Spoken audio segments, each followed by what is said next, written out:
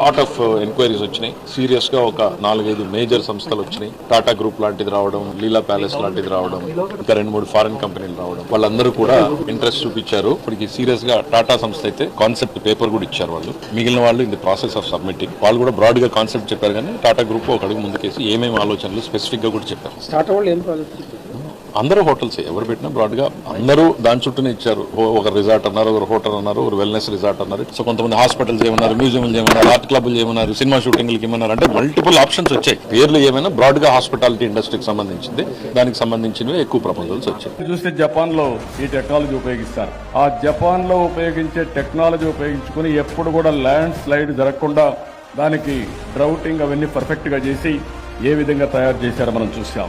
Tata group లీలా palace Rushikonda మీద ఉన్నటువంటి భవనాలు మాకు కావాలని అడిగారు. ఇంకా అనేక సంస్థలు ముందుకు వస్తాయి. ఋషికొండ భవనాల మీద ఆసక్తి కనబరిచి నేను ఇప్పుడు పయ్యావుల కేసు వేసి స్పష్టంగా తెలియజేస్తారంటే వాటి నిర్వహణకు సంబంధించినటువంటి అంశంలో ఇప్పటిదాకా ఆడుతున్నటువంటి నాటకం తప్పు.